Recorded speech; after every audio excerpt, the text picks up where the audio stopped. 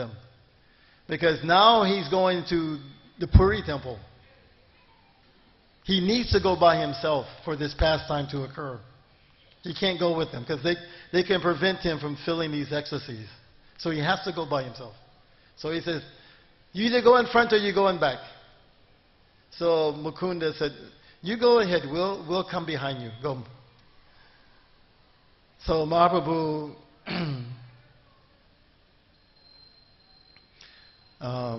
continues on like that by himself.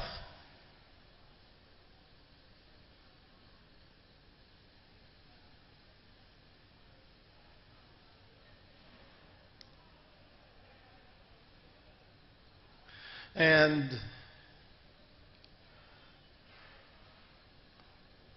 he's coming closer and closer and seeing Jagannath temple.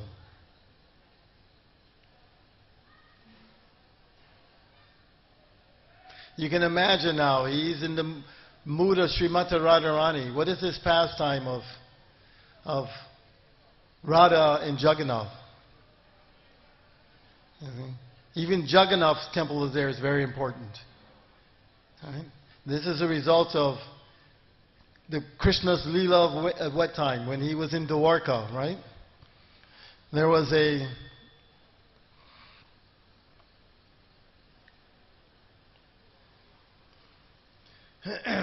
there's a period that occurs once every kalpa, very special period. It was a full solar eclipse. So the residents of Dwarka and Vrindavan, they're all part of Yadu dynasty, they all come to Kurukshetra so they can take bath during this period of time and perform some other rituals.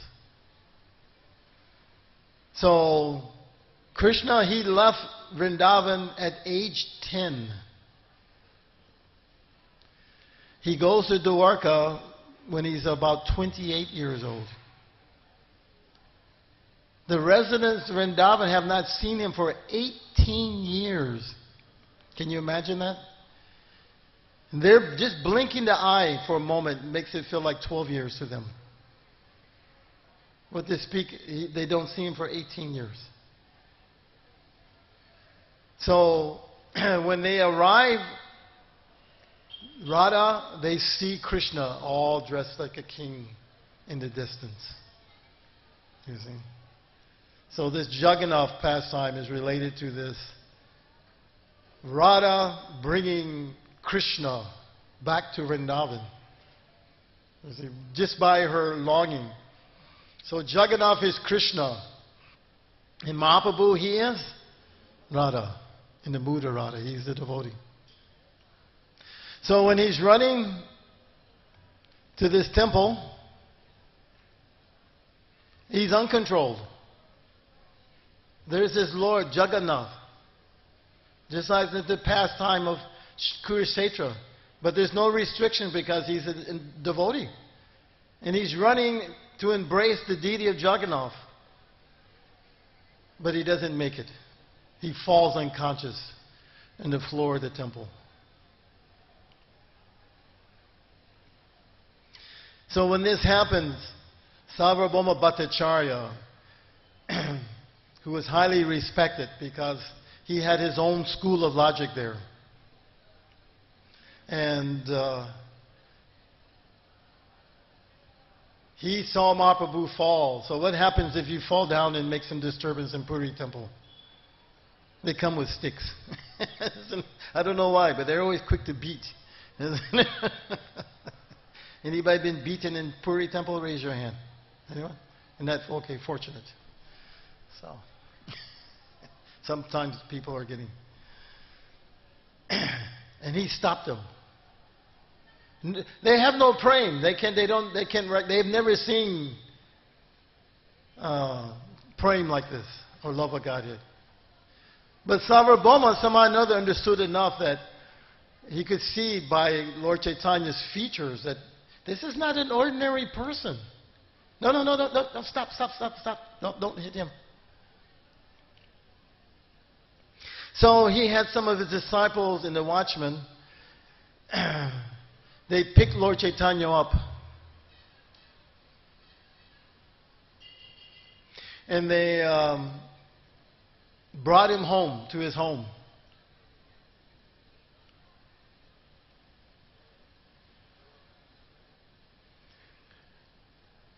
I lost it. I had a place in here where, Lord, I can't remember what this place, but that home of Sarvabhauma Bhattacharya is still there. It's some kind of monastery now. Has anyone been there to visit before? Yeah, it's still there. So they brought him there. And it appeared that they didn't. Is he alive? They can't tell. His abdomen's not moving. It doesn't look like he's breathing. So he orders, bring some cotton swab, and he put cotton swab near his nose, and they could see it moving. Oh, okay. He's not dead. And they began to examine his body, and somehow or another, because he was, I don't know where he got this knowledge from. It would be nice to know. I don't know this Leela very well. That's why I wish I had like Bhakta Purushottam Maharaj here to talk to you. He knows all the intricate details, right? But how is it that he knows about the transformations of ecstatic love? He's a Mayavadi. Of course, the Mayavadi principle at that time too was they would say, yes, yes, you worship your deities. You do all these things. And what will you be your complete realization in the end? What will it be? I am Narayan. We're all Narayan, you see. They never come to that conclusion. It never really happens. But anyway, that's their goal. It's incomplete.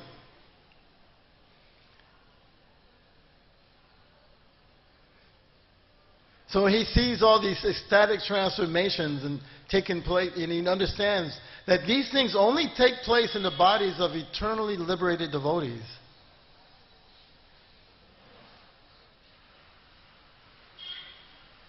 So by this time, Nityananda and the other devotees, they arrived in Puri, and they went directly to the temple, because Nityananda is also Supreme Person of Godhead. He's longing to see Jagannath. And as they begin to enter the temple, they hear the people talking about, oh, this beautiful sannyasi, tall, with arms long down to his knees. He came running into the temple and he fell unconscious in the temple. Oh, and Sarvabhauma Bhattacharya took him home. And so hearing this,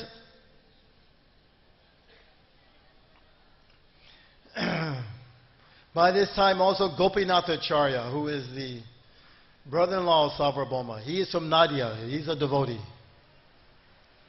He arrives also. And he hears all these things that are going. And he meets Nityananda and all the devotees, Mukunda, who he knows very well. And he's astonished to see them here. And they begin to tell him how Lord Chaitanya took sannyas and that he's come here to Puri and all the history that occurred back in the previous pastimes.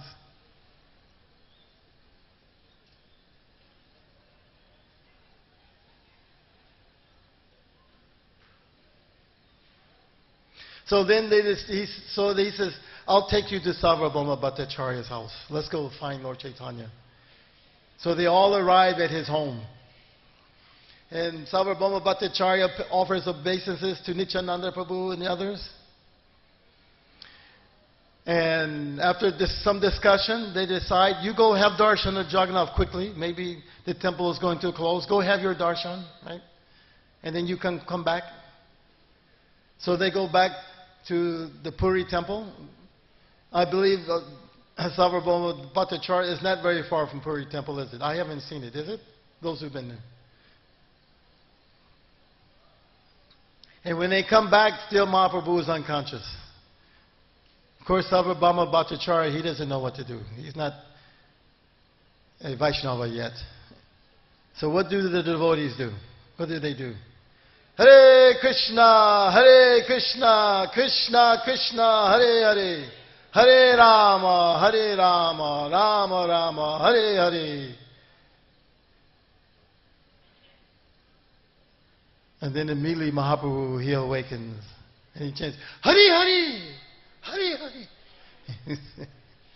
He comes alive.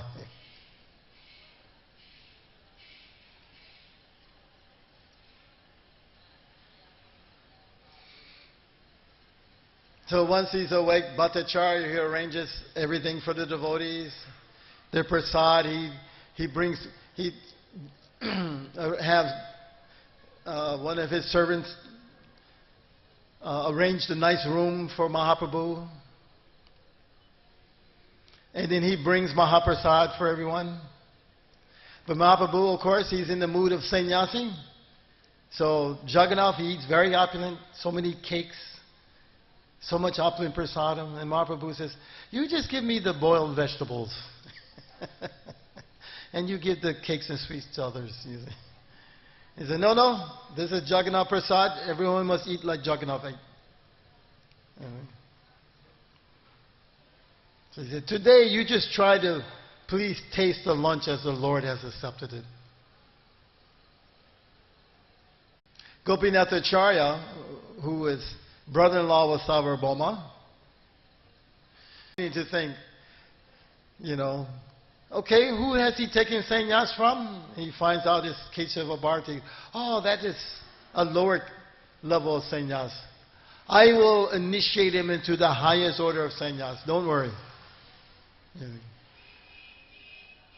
So that he can be properly situated.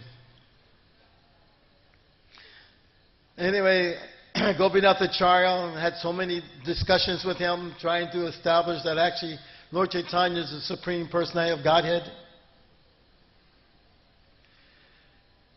And Sarvabhauma Bhattacharya's disciples are putting forth so many arguments, trying to argue on basis of Scripture. But as we know, this appearance of Mahaprabhu, it is hidden. Because technically, he is not the Supreme Personality of Godhead. He's coming as a devotee, so he can serve and experience what it is to serve the Supreme Personality of Godhead. So it can't be mentioned in the Vedas, but it's hinted, right? So many verses are there. And Gopinathacharya is arguing with them. Well, why you don't read Srimad Bhagavatam? So many things.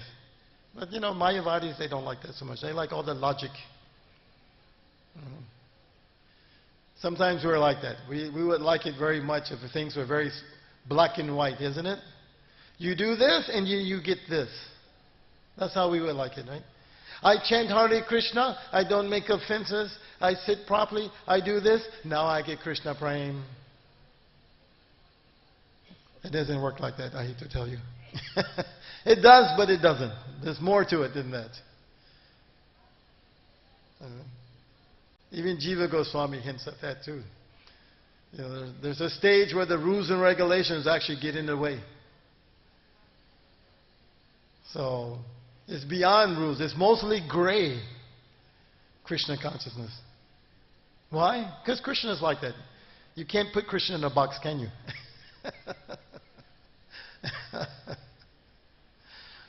So that makes life exciting, isn't it? If everything's so black and white, where's the fun in it? There's no adventure. Do this, do that. This happens, that happens. Okay. No. You need mystery. You need all these things. You see? A little struggle. But for Krishna. Centered around Krishna. That's what we want. Now it becomes lively. Otherwise, just struggling for the sake of struggling. What is that? Prabhupada said that is like zero. You see? You can have so many accomplishments. I did this, I did that, I accomplished this, I can. But in the end, what did it give you Krishna praying? Then it's zero. But if you take all those activities and connect them to Krishna, how valuable do they become? See? 10, 100, 1,000, 100,000, 100,000 crore. Mm-hmm. Just put one there, Krishna. So we have to add Krishna to everything. Then it becomes perfect.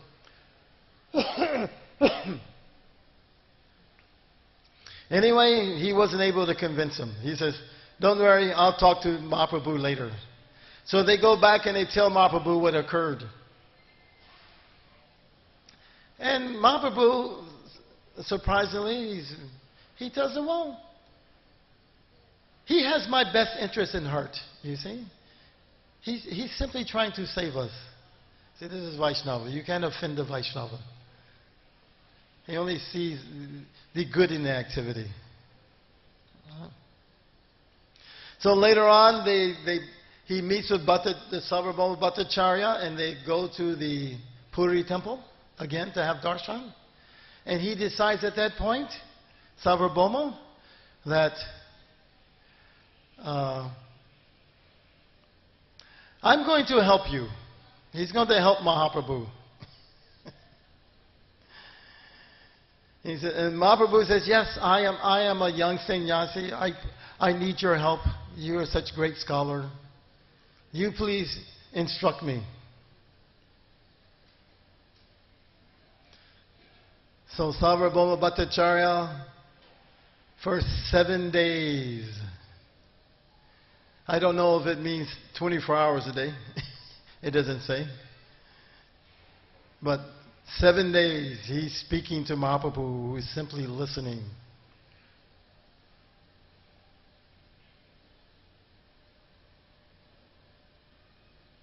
And eventually he says,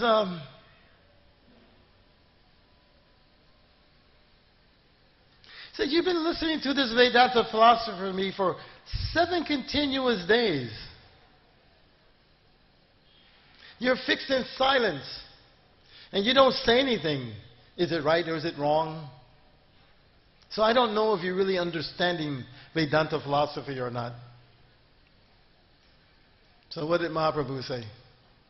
I'm a fool. And consequently, I don't study Vedanta Sutra. I'm just trying to hear it from you because you have ordered me. So, only for the sake of executing the duties of the renounced order of sannyas do I listen to you.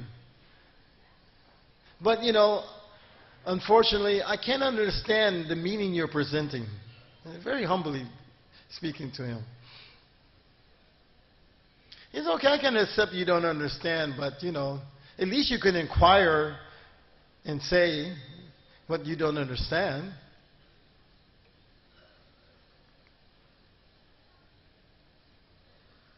And Mahaprabhu replied, he says, I understand the meaning of each sutra very clearly, but your explanations agitate my mind. There's no prema in his talk, isn't it? This is like Veda, also Veda Vyas went through this. He compiled all the Vedas. His guru had ordered him. And he came back to Narada Muni and says, I did what you asked, but I don't feel so good. Because you didn't talk about Krishna. Then he compiled Bhagavatam and so many other things. So Mahaprabhu said, you don't explain the direct meaning of the Brahma Sutras. He said, actually it appears that, you're trying to cover the real meaning. That's what it looks like. You're purposely covering up the meaning. And that the Vedanta Sutras, they're a summary, are in the Upanishads and so many other places.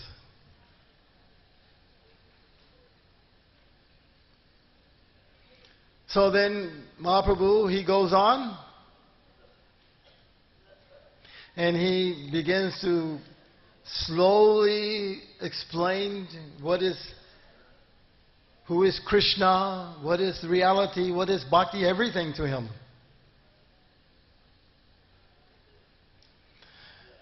And the Bhattacharya, he's putting up some arguments. I went a little long, so I'm running out of time. Hey, Prabhu, Jayapataka Maharaj is coming next, right? Okay, I'm just wondering time-wise.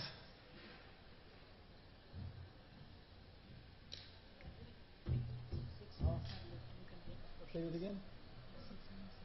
Okay, I'll take... But Maharaj hasn't arrived. He'll probably be, 10, 15 minutes late, do you think? Okay. Okay, I'll finish this up. And then, so.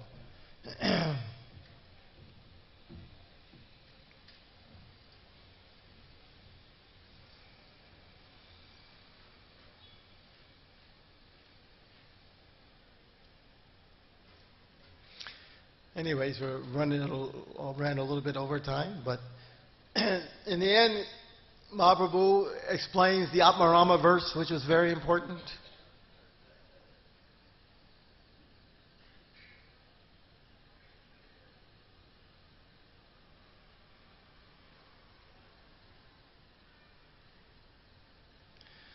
I'm trying to find where did I put the Sanskrit for that one.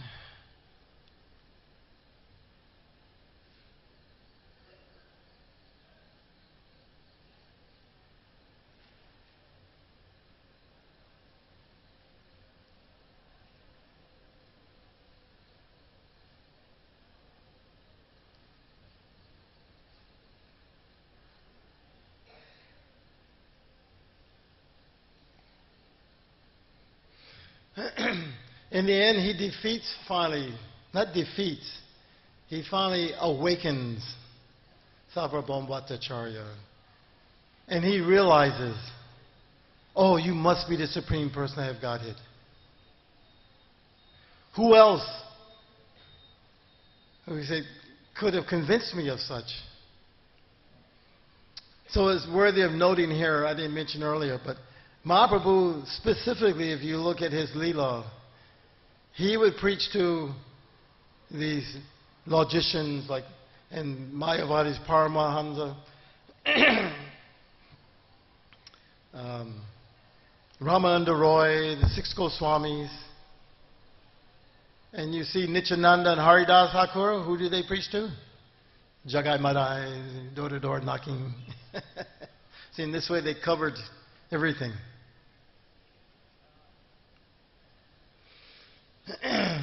So Sarvabhauma Bhattacharya becomes instantly great devotee of Mahaprabhu, even to the point where this one verse, which is very important, I wanted to read it to you. It's from the Bhagavatam, and he quotes this to Mahaprabhu. But he quotes it because now his heart is softened and no longer hard.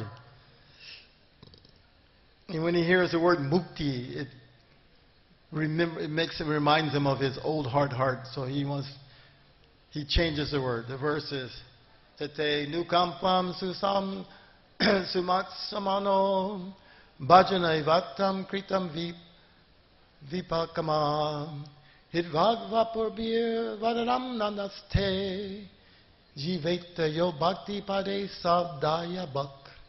Of course, it's not bhakti pada, it should be mukti pada. You can't hear? I didn't mark it in the Bhagavatam. It's 10:14 something like that. Look at Madhya Lila 6:26, 261. You can quote that one. Madhya Lila 261. She's translating in Russian, so she can read it better. So the translation is, he says, one who seeks your compassion and thus tolerates all kinds of adverse conditions due to the karma of his past deeds, who engages always in your devotional service with his mind, words, and body, and who always offers obeisances unto you, is certainly a bona fide candidate for becoming your unalloyed devotee. So, of course, Mahaprabhu mentioned to him that he shouldn't change this word. But he says, I like this word better. And then Mahaprabhu explained to him how mukti pada is also in reference to Krishna, because he's the one that gives this liberation.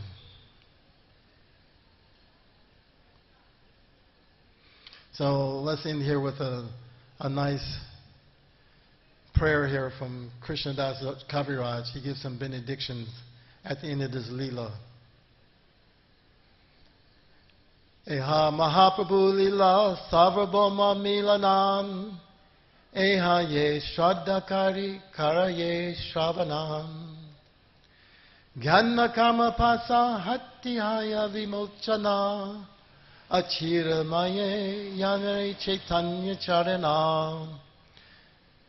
I'm reading Madhya 6, 286. Okay? The translation.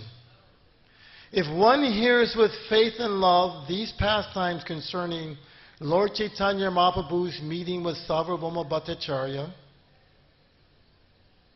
he very soon is freed from the net of speculation and fruitive activity and attains the shelter of Sri Chaitanya Mahaprabhu's lotus feet. Sri Rupa Raghunatha Pare Yariyasa Chaitanya Charitamrita Kai Krishna Das. Krishna Das Kaviraj says, praying at the lotus feet of Sri Rupa and Sri Raghunath, always desiring their mercy, I Krishna Das narrate Sri Chaitanya Charitamrita following in our footsteps. Sri Chaitanya Charitamrita ki, Sri Sarvabhauma Bhattacharya ki, Sri Chaitanya Mahaprabhu ki, Gaur Premanandi. Thank you for listening. Does anyone have any comments or questions? Anything to add?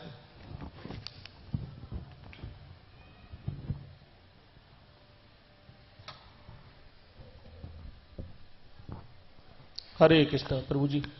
I think Sarvam Bhattacharya was a head pujari of Puri temple.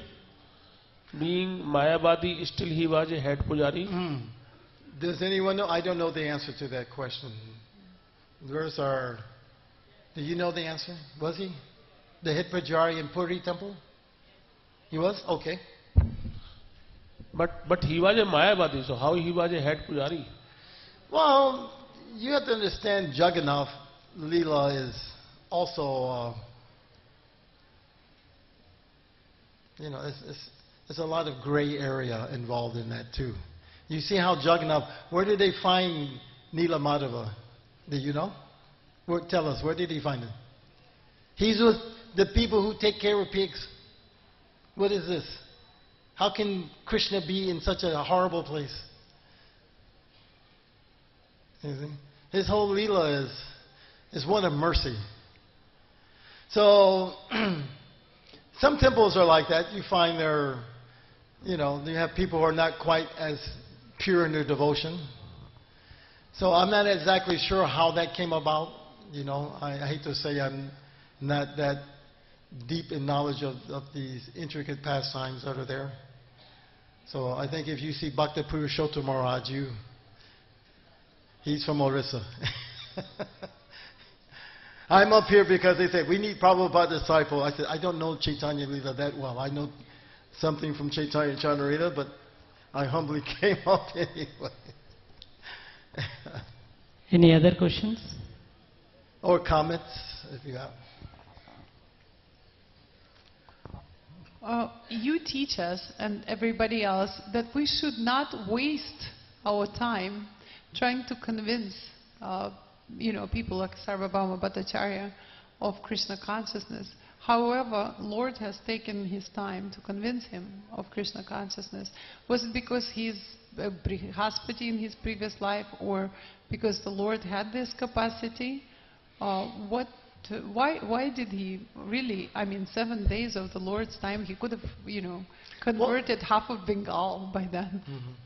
Well, if you look at Prabhupada's Leela, you can get a good, clear idea of preaching. Sometimes guests would come see Prabhupada, and he wouldn't even speak to them. And other times he would go on in such great depth. Sometimes he would argue very hardly, you see, and sometimes he just talked very generally, oh, hi, where are you from? How is your family? So there's an art to preaching and bringing people to Krishna consciousness.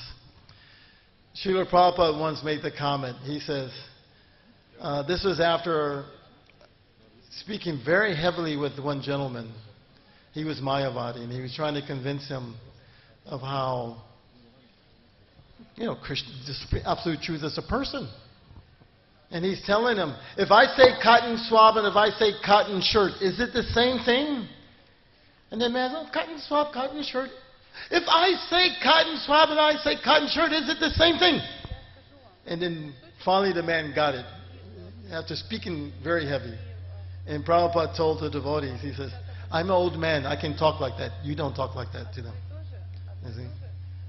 He knew how. And then he made the comment, he said, actually, I am very expert at presenting this philosophy. He said, just like a karate master.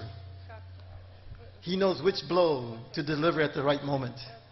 So I know exactly which part of the philosophy and how to deliver it at every moment. So it takes some practice over time as you advance.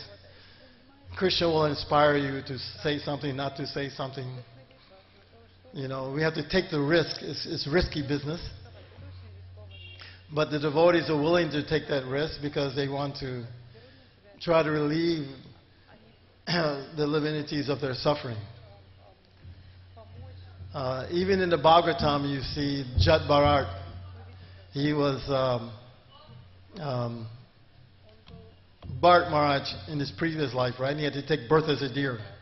But he could remember his previous life. And then he became Jat Bharat. So he decided, I'm not talking to anyone, I'm not interacting, I'm not doing anything. I'll just, whatever happens, happens. And so people took him as to be some ignorant fool. But when he was carrying the palanquin, the king on the palanquin, and the king was going to chastise him for trying not to step on the ants and making him bounce around, what did he do? He spoke to him. He said, that's the super soul. So, anyways, you know, we have to preach to who we can preach to. Let's put it like that. Like there's some people I can talk to, I can inspire, and there's some people I talk to, they go, he discourages me. So we all don't have to be like Prabhupada. We all don't have to be like Mahaprabhu. Even Prabhupada made that statement once when he built Krishna Balaram temple. One gentleman challenged him a bit. Why are you spending so much money and effort on this temple? He said, I'm doing this to attract you. He said, here is Bhaktivedanta Swami sitting under the tree. Who will come? He said, I'm not Mahaprabhu. So the man kind of gave a little quip back to Prabhupada. Well, he said, these two boys came. The Brahmananda and Kirtananda were there. He said, when you were in Thompson Square Park, they came. And they all kind of laughed. And Prabhupada remarked, yes, they came, but you did not come. He said, I require a temple. So, anyways. Anything else? Otherwise, what we can do, we can have some kirtan. It looks like Jayapataka Maharaj is arriving. I see all of his servants are showing up. Prabhu, how much time for Maharaj? 5 minutes, 10 minutes, Jayapataka? What did he say?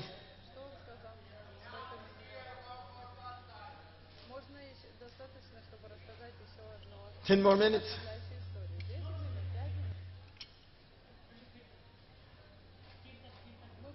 Kirtan? Okay.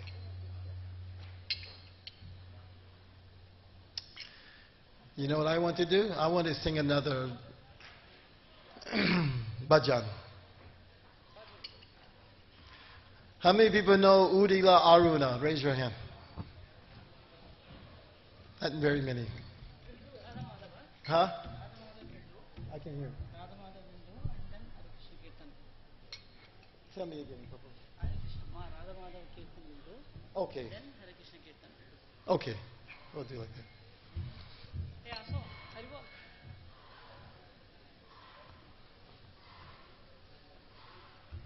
Okay. Where's the kirtaniers? They're coming?